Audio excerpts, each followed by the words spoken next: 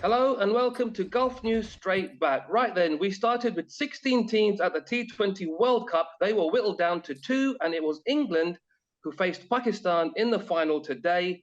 Both sides were looking to win the competition for the second time, and it is England who have been crowned champions of the T20 World Cup. They beat Pakistan by 5 wickets. Commiserations, Ash, what went wrong for your team today? Well, to be very frank, Pakistan, it was not Pakistan's day. They were out of luck today.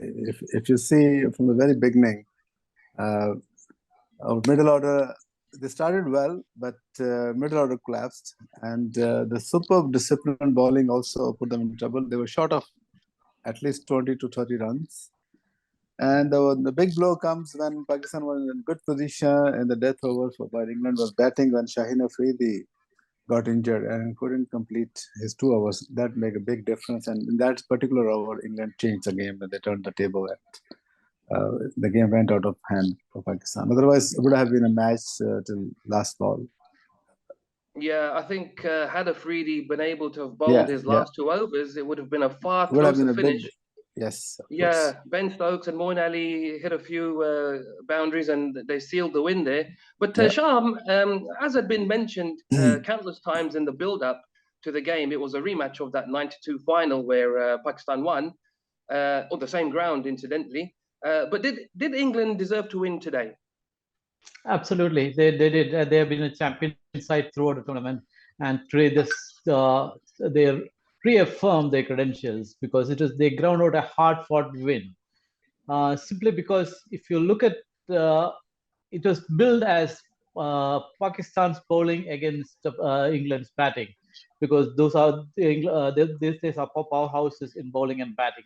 But the interesting twist here was the way England bowled. England bowled out Pakistan for 137.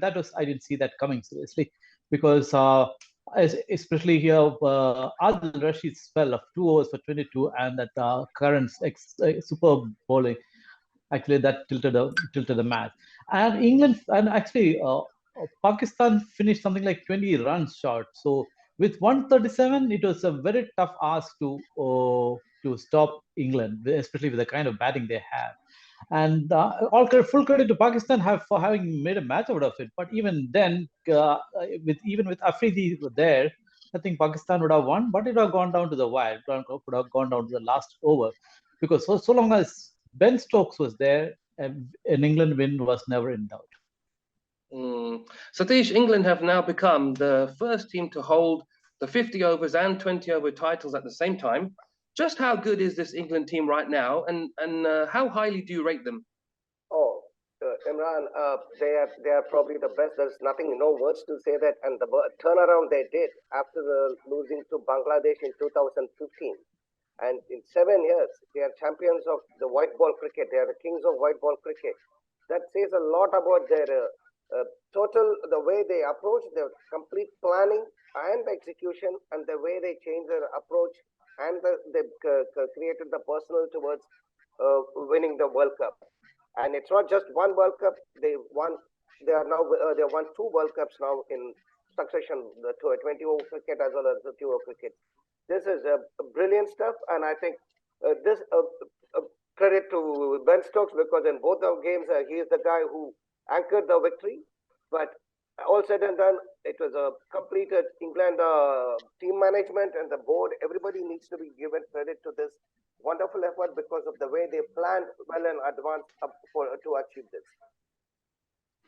Yeah, they deserved it. But Pakistan was slow in the power play. I think we can say throughout the tournament, they never really got going in that power play. And today, they only scored 39. I mean, what has gone wrong for them with the bat? I don't know. I think England bowling was very good, and this has been a problem. And many people told Babar Azam, and the analysts also say that Babar Azam should calm one down. Let Haris open the inning because he's a good opener. Let Haris open the inning with Rizwan. At least on one end, Haris can hit hard. He can score fast. Now both Rizwan and Babar play cautiously, and then in between Rizwan got out, and then put Haris under immense pressure. And so it was not an ideal start for Pakistan. But again, Babar stayed on the wicket, like, 10 overs or something like this. And then he got out cheaply and with just on 32 runs. And then Harris tried to accelerate the inning. He got out as well. Boundary was big, and they couldn't make the game plan. You see, you have 82, 83 meter boundary. Harris was caught 69 at 69 meters. Like Nawaz was caught at 71 meters. So they should plan their shots when they're playing in the big ground. They have to run to make. They can't hit sixes on such ground. So you see the Sam Curran. He trapped the left-handers on a bigger boundary. He trapped them there, Nawaz and other people also. Shan Masood also. So they did very well. And batting order, Pakistan's batting completely collapsed, especially after 14, 15 hours. I mean, they were like a patch of good batting between 11th over and 14th over. Then after that, they couldn't hold back.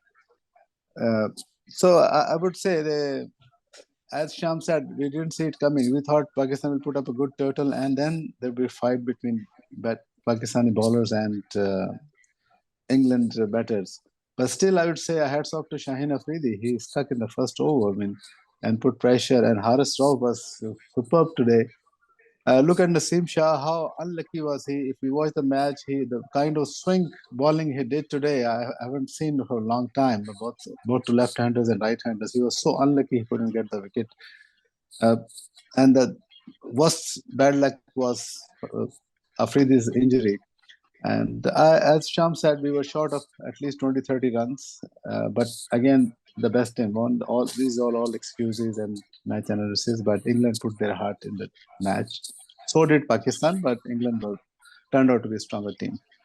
Shyam, Adil Rashid finished with a really good 2 for 22 from his 4 overs. But the key wicket that he took was Babar Azam, as Ashfaq just mentioned. He was going really well. He was doing pretty well. He got 32. Just as he was getting going, to lose his wicket, that was a big moment in the game, wasn't it, for England? It sure was. See, Babar Azam was not at his best. Okay, he was slowly getting into the stride. But more than anything, Babar Azam is a big wicket. He's the captain. He's the one who anchors the chase. So long as Babar Azam is at the crease, Pakistan are calm. They know they can do it. But when you take him out, then it's almost like you deflate the team completely. Actually, you win the psychological battle. That's precisely what Adil Rashid did. In fact, Adil Rashid got two big wickets today. Yep. He got Mohammad Harris, Mohammad Harris. If he had got going, maybe the tempo would have been different. So he got both of them out, and I think he was the one who set up the Pakistan collapse. But just to add it, Shyam, like it looks like Adil Rashid has been trapping Babar Azam with his googly. Babar Azam.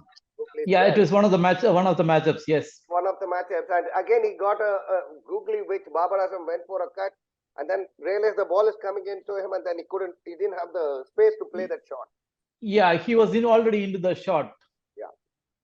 Satish, how good was Sam Curran today? He took 3 for 12 in a World Cup final, no less. That's a really good performance from him, isn't it? Imran, Sam Curran has been brilliant right through. Even if you look at the semis against India, they didn't, Curran or English fast bowlers, they never gave any room to the Indian batters. That's exactly the place where they throttled the opponent. Almost in the first 10 overs, India were something like 59 for 3 or something like that. Today, Pakistan 63 for 2. Same with Pakistan today. Almost 67 or 65 for 3 or 2, something like that. So that's a place where and he has played a crucial role in keeping the rival teams under check. And he is now become a different bowler. He uses his pace, he uses his angles, the cutters, the wobbles. He's bowling a different variety. And the Australian wickets really helped him as well, because obviously it's a pace bowler's delight. Australia is a pace bowler's delight. So it worked in his favor as well. And speaking of bowlers, Ash, Naseem Shah's 4 overs got him figures of 0 for 30, but you probably won't see a better 4-over spell with no wickets. How unlucky was he today? He was very unlucky. When ball was just, I think he bowled like at least in 4 over more than 12 dot deliveries, man. And he was just missing the bat with like a micro millimeters. And there were a couple of good appeals as well. And Ben Stokes even was like, he was he couldn't do anything. He was laughing. What's happening? Why he couldn't play him? So a poor guy, unlucky, and he got also some like edge shot which went to the boundary as well. So, but he did well. But Pakistan overall, I think the Mohammad Wasim, Haris. Mohammad Wasim was a bit okay, but Haris put his heart in the game today. He was brilliant, and the way he bowled and took wicket, he was absolutely stunning today. And fielded as well. Yes. So that's about it. Pakistan bowler did their best, but they didn't have much to defend. And just to add to what Ashfaq has said, Nazeem Shah in the first 2 overs of his spell, he gave away 25 runs. And that was before the 10 overs mark. Yeah. After the 10 over mark, he came back and bowled his heart out. And he bowled so well. It was like one of those Akram's spell which he bowled in the final in 1992. The ball was swinging. He bowled at a different level and gave away only 5 runs in the next 2 overs. That's where he put the match back in favor of Pakistan. Yeah. I think, guys, we have to have a word on Ben Stokes. He got another half century today. He was really impressive. He kept his cool head, when the pressure situation was on. Shyam, how impressed were you with Stokes again today? I call him England's cricket Superman, simply because whenever there is a problem, he turns up and he rescues them. And this is happened in the 50 over World Cup when he took them to victory. And here is another instance of him steering them to victory. And both the times England were in trouble. And today, when he came in, England were in serious trouble. And after Buttler left, it was entirely on Stokes' shoulders. See, England might boast of a batting lineup running down to number 11. But this is an untested batting lineup because they have not had much opportunities to bat here. And whenever they got the opportunities, they didn't do well either. In fact, there was almost a small choke against Sri Lanka, if you remember. That time also it was Stokes' steady hand who steered them home. So Stokes was very, very critical to England's fortunes. I mean, at least white ball cricket, he is their Superman. And he just showed how invaluable he is to the English side. By the way, invaluable. This is Stokes' first half century in T20. Yeah. What a time to get it, eh? What a time to get it. What a time to get it. Yeah. But okay, so guys, after good a month of great match, Ash. Commiserations. After a month of action-packed cricket and 45 games, the T20 World Cup has come to an end. England are the champions. Unlucky to Pakistan, they tried their best.